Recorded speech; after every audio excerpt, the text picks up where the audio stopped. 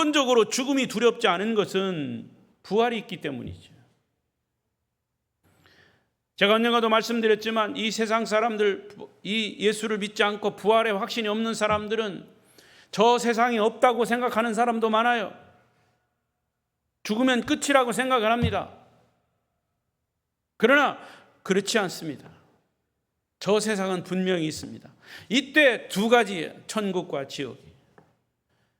지옥은 누가 갑니까? 회개하지 않는 사람이 가는 거예요. 천국은 누가 갑니까? 회개하는 사람이 가는 거예요. 그것의 차이예요. 그래서 예수가 죽은 이유는 우리의 죄를 고백할 때 저는 미쁘시고 의로우사 우리의 죄를 용서하셨다. 그 용서의 증거가 뭐냐? 예수님이 다시 부활하신 겁니다. 할렐루야. 우리가 불안한 세상, 위험 많은 세상, 내일 일도 예측할 수 없는 세상에 살면서도 분명한 확신과 믿음을 가지고 사는 이유는 예수 그리스도께서 부활하셨기 때문입니다. 예수님의 시체를 누가 훔쳐갔다고 생각하면 불안한 거예요. 예수님이 정말 죽었다가 살아나셨다? 이건 나는 정말 지금의 과학적, 의학적 이런 사실로는 믿을 수가 없다. 그렇죠. 과학적, 의학적으로는 이것이 증명이 되지 않아요. 무엇으로 증명이 되느냐? 하나님의 말씀으로, 우리의 믿음으로. 할렐루야. 예수님의 시체가 없어진 이유는 부활하셨다는 사실을 알았을 때 기쁨과 감사와 감격과 승리만 있을 것이죠. 우리가 부활의 믿음을 가지고 세상을 살아간다면 그 모든 것은 영광스러운 사건으로 변화될 것을 믿습니다. 부활하신 주님을 찬양하며 평생 감사하시기를 축원합니다. 두 번째, 천사들의 메시지는 그가 여기 계시지 않고 살아나셨느니라. 자, 옆 사람에게 시작. 그렇습니다. 자, 6절을 읽어보십시다. 6절 말씀이 천사의 메시지. 시작. 그가 여기 계시지 않고 그가 말씀하시던 대로 살아나셨느니라. 와서 그가 누우셨던 곳을 보라. 여기 재밌는 말씀 있죠. 그가 여기 계시지 않습니다. 와서 그가 누우셨던 것을 보라, 이렇게 얘기할 수 있는데 거기 중간에 그가 말씀하시던 대로 살아나셨다. 그가 말씀하신 대로 살아나셨다. 그 말씀으로 언제 하셨습니까? 죽기 전에. 제자들에게 공생의 3년 동안 3번씩이나 중요한 포인트에, 중요한 사건 속에서 그가 내가 죽었다가 다시 살아날 거다, 3일 만에 죽었다가 다시 살아날 것이다, 이렇게 말씀하셨어요. 그래서 마태도 이렇게 기록한 거예요. 마태는 예수님의 12제자입니다. 마태가 예수님을 따라다니면서 예수님과 함께 생활했습니다. 예수님의 살아계심, 다시 살아나신 것, 마태도 아마 의심을 했을 겁니다. 그러나 그가 다시 산 후에 마태복음을 기록할 때 그가 말씀하신 대로 살아나셨다. 그가 말씀하신 대로 살아나셨다. 할렐루야. 그 말씀이 뭡니까? 성경입니다. 예수님의 시체가 없어진 것은 도둑 맞은 것이 아니라 다시 살아나셨기 때문에 그 자리에 없는 겁니다. 주님이 살아생전에 예언하셨던 것처럼 죽음의 권세를 물리치고 3일 후에 다시 살아나셨습니다. 자, 보십시다. 마가복음에서 마가도 이 부분을 이렇게 말했습니다. 16장 6절 시작. 청년이 이르되 놀라지 말라. 너희가 십자가에 못 박히신 나사렛 예수를 찾는구나. 그가 살아나셨고 여기 계시지 아니하니라. 보라, 그를 두었던 곳이니라. 마가복음도 그렇고요, 누가복음도 누가가 이렇게 썼습니다. 시작. 여자들이 두려워 얼굴을 땅에 대니 두 사람이 이르되 여기 계시지 않고 살아나셨느니라. 갈릴리에 계실 때에 너희에게 어떻게 말씀하셨는지를 기억하라. 이르시기를 인자가 죄인의 손에 넘겨져 십자가에 못 박히고 제3일에 다시 살아나야 하리라 하셨느니라 한데, 마태복음, 마가복음, 누가복음, 요한복음까지 사복음서에서 예수님의 부활을 동일하게 표현하고 나타내고 있습니다. 예수님은 성경대로 다시 살아나셨고 천사들은 이 기쁜 소식을 여인들에게 전해 주었습니다. 그리고 여인들에게 전한 것은 여인들에게 빨리 가서 제자들에게 예수님의 부활의 사실을 알려라 말씀하신 거예요. 여러분, 예수님은 다시 살아나셨습니다. 할렐루야. 여기서 살아나셨다는 말의 본래 의미는 이런 뜻입니다. 2000년 전에 아리마대 요셉이 준비한 무덤에 예수님의 시체가 누워있지 않고 살아나셨다는 것은 그때만 살아나셨다는 뜻이 아니라 2000년이 지난 지금에도 주님은 살아계시다. 부활하신 주님은 살아계시다. 살아나셨다. 부활하셨다. 그런 의미예요. 기독교가 2000년 전에 초대교회로 끝난 것이 아니라 예수님이 부활하셔서 지금도 살아계시기 때문에 2000년 동안 전 세계에 전파되어 오고 있는 것입니다. 성경이 왜 최고의 영원한 베스트셀러가 된 이유가 성경은 죽은 책이 아니라 살아있는 책이기 때문입니다. 예수님이 소크라테스나 석가모니나 공자처럼 위대한 4대 성인에 불과했다면 예수님도 성자들과 같이 땅속에 그대로 묻혀 있어야 맞습니다. 그러나 그분은 죽었다가 다시 살아나셨습니다. 할렐루야. 부활하셨습니다. 그래서 예수님은 성인을 넘어서 예수님은 하나님의 아들, 우리를 구원하시기 위해서 이 땅에 오신 구세주이십니다. 그래서 주님은 지금도 인간 역사를 통치하시고 지배하시고 앞으로 심판주로 다시 오실 것을 믿습니다. 다시 오실 것을 믿습니다. 여러분, 우리는 빈 무덤을 목격한 여인들의 영적인 상태, 마음의 상태를 우리는 짐작해 볼 수 있습니다. 분명 그들은 자신의 눈과 귀를 의심했을 거예요. 현재 일어나고 있는 상황을 믿을 수도 없고 믿지 않을 수도 없었습니다. 여러분, 사실 부활 사건은 그렇게 쉽게 아멘 하고 믿어지는 것이 아니에요. 목사가 앞에서 그냥 설교 열심히 하니까 그냥 아멘이라도 해줘야 되겠다 해서 아멘 하는 건 아니죠. 하라고 해서 하는 게 아니고 정말 이 아멘이 예수의 부활의 사실이 내 마음속에 믿어질 때 아멘이 나오는 거예요. 이 부활 사건이 사실은 언제 결정적으로 믿어졌냐? 성경의 내용을 보면 오순절 날입니다. 오순절에 성령이 강림했을 때 십자가 사건과 부활 사건이 제자들의 마음속에 확 각인이 되었습니다. 각인이 됐어요. 성령께서 믿게 하셨다 그 말이에요. 그래서 사도행전을 보면요, 이 사도들이 복음을 전할 때 부활의 신앙, 부활의 복음을 전했다. 부활의 신앙, 부활을 전했다. 예수님의 부활을 전했다. 이게 계속 동일하게 나옵니다. 그것은 제자들까지도 또 베드로도 예수님의 죽으심과 부활, 이것을 확실히 믿지 못했기 때문에 예수를 3번씩이나 부인했던 거죠. 물론 그는 회개하고 다시 돌아왔지만 그럼에도 불구하고 예수님의 부활, 요한복음에 보면 베드로도 이제 예수님의 부활 소식을 믿지 못하고 갈릴리 고기 잡으러 되돌아갔었습니다. 나중에 예수님이, 부활하신 예수님이 베드로 앞에 나타나셔서 네가 나를 사랑하느냐? 내 양을 먹이라.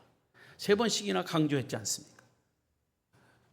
사실은 그 사실이 정확하게 믿어졌을 때가 오순절 강림, 성령 강림 사건이, 그게 전환점이 됐던 거죠. 그때부터 제자들은 죽음이 두렵지 않고 세상살이가 무섭지 않고 성공과 명예가 중요하지 않게 되었고 오직 부활하신 주님을 만천에 전하하며, 베드로 같은 경우는 이제 전승에 의하면 예수님은 똑바로 십자가를 지셨지만 나는 예수님처럼 똑바로 십자가를 질 수 없다. 그래서 거꾸로 십자가를 져서 순교했다는 얘기 아닙니까? 비로소 그리스도의 증인이 되었던 거죠. 이것이 바로 초대교회 현상입니다. 그러나 부활의 첫 목격자였던 여인들은 아직도 충격에서 벗어나지 못한 상태에 있습니다. 여러분, 우리는 이러한 신앙적인 충격이 때로는 필요합니다. 아니, 꼭 필요합니다. 신앙적인 충격이 있어야 됩니다. 예수 그리스도 부활하신 주님을 만나는 그런 충격이 있어야 됩니다. 충격이. 소리 지른다고 뭐 충격이 일어나는 건 아니지만, 그럼에도 불구하고 부활하신 주님을 만나는 충격이 여러분의 신앙생활 속에서, 수십 년 신앙생활 속에서 부활하신 주님을 만나는 그 임파테이션, 충격이 있어야 됩니다. 그런 충격이 없으면 언제라도 내 신앙은 변화될 수 있어요.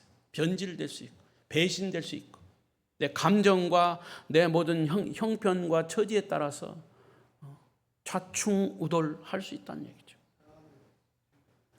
신앙이라고 하는 것은 그냥 교회에 나오는 것만을 의미하지 않습니다.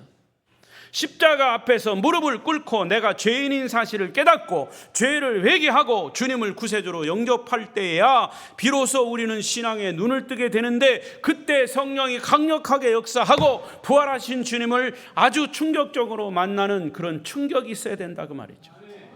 그리고 십자가 앞에서 부활하신 주님을 만나야 하는 거죠. 자, 보십시다. 요한복음 20장 13절 14절 시작. 이르되 사람들이 내 주님을 옮겨다가 어디 두었는지 내가 알지 못함이니라. 이 말을 하고 뒤로 돌이켜 예수께서 서 계신 것을 보았으나 예수이신 줄을 알지 못하더라. 이 여인들은 예수님을 사랑해서 이른 새벽부터 무덤을 찾아갔습니다. 성묘하기 위해서 찾아갔습니다. 예수님의 시체가 없어진 것을 지금 걱정하고 있었습니다. 그러나 그들은 막상 찾던 주님이 곁에 서 계셨지만 알아보지 못했다 그랬어요. 이것이 우리들의 영적인 상태일 수 있습니다. 예수님이 바로 여기 계신데 멀리 계신 것처럼 생각하고, 내가 기분이 나쁠 때는 예수님이 안 계신 것 같고, 기분이 좋을 때는 계신 것 같고, 믿음이 있을 때는 계신 것 같고, 언짢을 때는, 믿음이 없을 때는 안 계신 것 같고, 그게 우리의 신앙이죠. 여러분, 부활하신 주님 바로 이곳에 계심을 믿습니다. 성령으로 계심을 믿습니다. 그분은 지금 여기 계셔서 저의 설교를 듣고 계십니다. 여러분의 마음속에 계십니다. 이것을 믿으십니까? 여인들의 문제는 예수님이 바로 곁에 계신데도 몰랐다는 것입니다. 여인들은 예수님의 시체에만 관심이 있었지 부활하신 예수님은 관심 없었습니다. 믿지 않았기 때문에. 그때까지도 주님이 부활하셨다는 사실을 믿지 못했던 거죠. 예수님이 공생의 3년 동안, 제가 3번이라고 그랬는데 4번이에요. 사실 정확하게 말하면 4번씩이나 제자들에게 십자가 부활 사건을 예고했어요. 주님의 그 말씀을 그들은 귓등으로 들었습니다. 귓등으로. 여러분, 제발 귓등으로 듣지 마세요. 귓등으로, 귓속으로 들어야지. 귓속으로. 우리의 마음속으로 들어야지. 귓속으로. 그들은 귓등으로 들었어요. 그래서 믿지 않았어요. 이것이 우리들의 모습일 수 있습니다. 우리도 신앙생활을 하면서 예수님의 시체만 붙들고 있을 수 있습니다. 본질이 아닌 것을 가지고 씨름하고 있다 그 말입니다. 예수님이 진리로 말씀하신 것은 귓등으로 듣고 꼭 믿고 실천해야 할 말씀은 믿지 않았기 때문에 아무런 기적도 능력도 위로도 축복도 없는 겁니다. 여러분, 껍데기를 찾지 마십시오. 신앙의 형식을 대담하게 버리고 부활하신 예수 그리스도 바로 그분을 만나시기를 축원합니다. 다시 보겠습니다. 요한복음 20장 15절. 예수님과 여인들 사이에 이런 대화가 오고 갑니다. 시작. 예수께서 이르시되 여자여 어찌하여 울며 누구를 찾느냐 하시니 마리아는 그가 동산지기인 줄 알고 이르되 주여 당신이 옮겼거든 어디 두었는지 내게 이르소서 그리하면 내가 가져가리이다. 여인들이 예수님을 사랑하는 마음은 지극했습니다. 그러나 그렇게 예수님을 사랑해도 부활하신 예수님을 못 알아보고 있습니다. 부활하신 주님이 앞에 계신데도 동산을 지키는 사람인 줄 알았어요. 그래서 그 사람에게 물었습니다. 당신이 예수님의 시신을 옮겼습니까? 여러분, 우리의 신앙이 그렇게 될 수 있어요. 엉뚱한 거 가지고 엉뚱한 소리 하면서. 이것이 우리가 가지고 있는 맹목적인 신앙입니다. 그렇게 예수님을 사랑해서 교회에 나와서 봉사하고 헌신하는데 예수님을 못 볼 수 있습니다. 여인들은 당신이 혹시 예수를 옮겼다면 가르쳐 주십시오. 내가 가져가겠습니다. 동산지기인 줄 알고 그렇게 애원하고 있어요. 부활하신 주님인데도. 우리는 여인들의 모습을 통해 성령의 눈을 뜨지 못한 신앙, 인간적인 신앙에 갇혀있는 모습을 보게 됩니다. 여인들이 그래도 예수님을 못 알아보니까 20장 16절에 시작, 예수께서 마리아야 하시거늘 마리아가 돌이켜 히브리 말로 라보니 하니 이는 선생님이라. 예수님께서 마리아를 다시 깨우십니다. 마리아야, 마리아야, 네가 나를 동산지기고 알고 있냐? 나는 부활하신 예수다. 이때 비로소 여인들은 주님의 부드러운 음성을 알아듣고 예수님인 것을 깨달았습니다. 그리고 라보니요, 선생님 하고 반응했습니다. 드디어 눈에서 비늘이 벗겨지고 옆에 계신 주님을 알아보게 된 것입니다. 성도 여러분, 지금도 주님은 여러분의 이름을 부르십니다. 저는 여러분이 예수님을 보는 눈과 귀가 열려지시기를 바랍니다. 그 눈이 열려지시기를 바랍니다. 꿈꾼다고 열려지는 게 아닙니다. 환상을 본다고 보여지는 게 아닙니다. 하나님의 말씀이 여러분의 속에 확 각인이 돼야 합니다. 성령이 여러분의 마음을 깨우쳐 주셔야 합니다. 귀가 뜨여야 합니다. 눈이 떠져야 합니다. 하나님의 말씀에 근거해서 그래야 된다, 그 말이에요. 그분은 우리를 사랑하시고 용서하시고 위로하시고 축복하십니다. 그분은 멀리 계시지 않습니다. 우리 안에 계십니다. 여러분 안에 계십니다. 여러분이 배신을 당해도, 실패할 때도, 왕따를 당해도, 삶이 힘겹고 고통스러울 때도 주님은 여러분 곁에 계심을 믿습니다. 주의 곁에 있을 때 마음이 든든하오니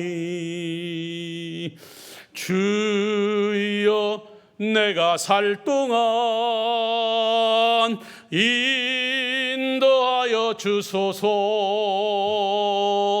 주여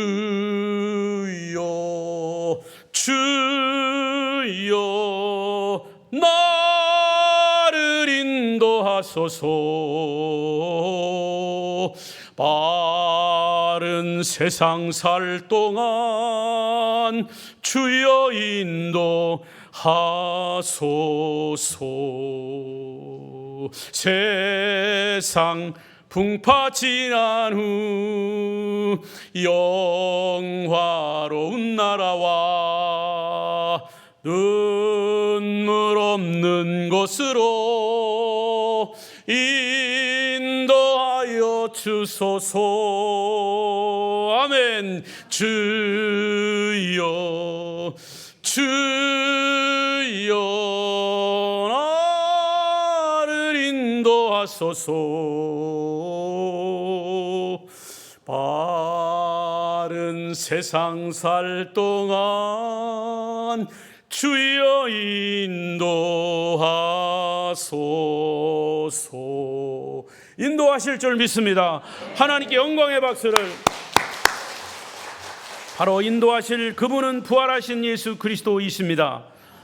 그 순간부터 이 여인들은 변화하기 시작했습니다. 여러분, 신앙이란 부활의 눈을 뜰 때부터 능력과 역사가 나타나는 것입니다. 그리고 부활하신 주님은 여러분의 이름을 부르시며 위로하십니다. 말씀을 맺겠습니다. 십자가 앞에서 모든 제자들은 다 도망갔다는 사실을 기억하십시오. 사실 십자가를 보고 예수를 믿을 사람 아무도 없어요. 왜냐하면 십자가는 너무 무섭고 처절하고 잔인한 사형틀이기 때문이죠. 십자가 앞에서 나도 십자가를 지겠습니다 라고 말하는 사람은 그렇게 많지 않습니다. 왜 나도 십자가를 지겠습니까? 그렇게 말하는 줄 아십니까? 그들은 부활을 알기 때문입니다. 부활하신 주님을 만날 때 그 십자가는 영광의 십자가가 되는 것입니다. 십자가 없는 부활이 없고 부활 없는 십자가는 존재하지 않습니다. 나의 죄를 위해 십자가를 지셨던 예수 그리스도, 모든 사망 권세, 사탄의 권세를 깨뜨리고 승리하셔서 나를 영광스러운 하나님의 자녀로 만들어주신 이 부활의 주님, 이것이 우리의 신앙의 가장 기본, 기초가 되는 것이죠. 부활하신 예수 그리스도의 은혜와 축복이 우리 성도들에게 함께 하시기를 축원합니다. 축원합니다. 기도하겠습니다. 부활하신 주님을 찬양합니다.